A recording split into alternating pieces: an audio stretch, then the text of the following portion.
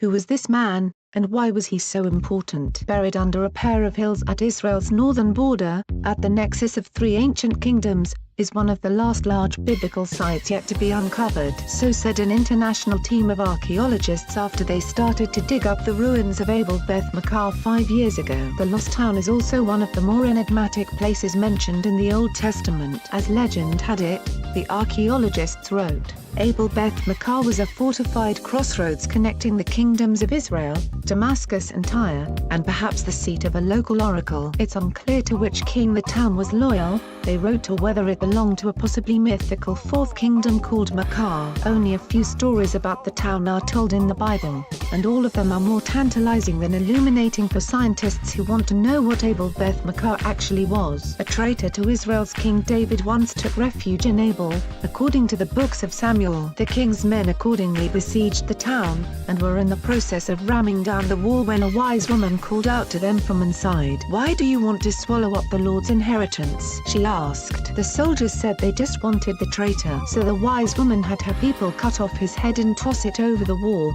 and King David left Abel Beth Makkah alone. And then a century or so after that episode, if radiocarbon dating can be trusted, this little guy showed up in Abel. The Israeli and American-led team of archaeologists were about 5 years into their excavations last summer, digging through the floor of a massive Iron Age structure, when they found the head beneath the top of the site, the Associated Press wrote. The exquisitely carved head was about 2 inches around, encased in a clump of dirt that dated to between 900 and 800 BC, a period when Israel had splintered into 2 kingdoms, and Abel would have been in the middle of a complicated geopolitical power struggle between its many neighbors. Which raises the question, who was the man whose likeness is captured in the figurine, and what did he mean to the people of Abel? We're guessing probably a king, but we have no way of proving that. Robert Mullins of Azusa Pacific University, who is co-directing the American side of the excavation, told Live Science that the man was important is obvious. Even aside from his crown,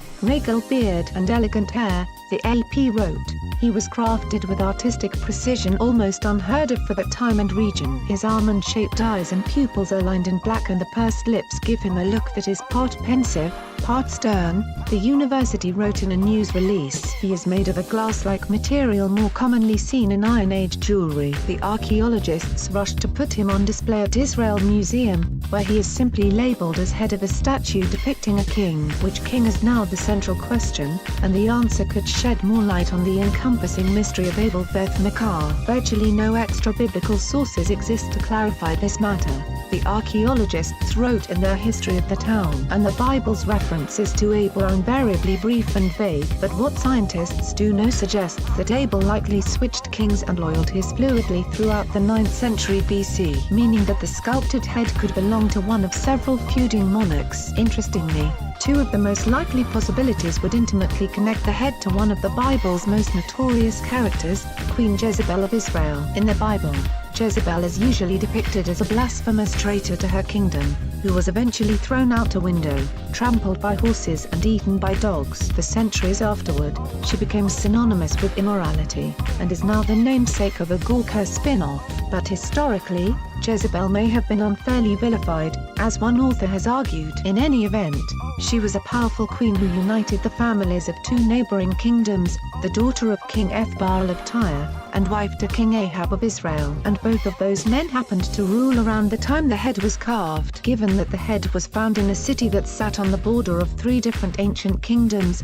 we do not know whether it depicts the likes of King Ahab of Israel, King Hazael of Aram Damascus, or King Ethbaal of Tyre, rulers known from the Bible and other sources. Azusa Pacific University wrote, the head represents a royal enigma. Whether the ruins of Abel Beth Makkah held the likeness of Jezebel's husband, her father or some other king, the archaeologists plan to return to the site later this month and keep digging. Perhaps they'll find the figurine's body then and another piece of a nearly 3,000-year-old puzzle. Share this video with your friends and family. Like and share this video on Facebook and Twitter if you agree. Don't forget to support this channel by clicking on the donation link down below and subscribing so you never miss any of our trending reports. What do you think about this video? Scroll down to comment below. Now if you are seeking the latest trends in fashion, and electronics and gifts and more at the best prices, Please feel free to visit www.atthismall.com once again, that is www.atthismall.com.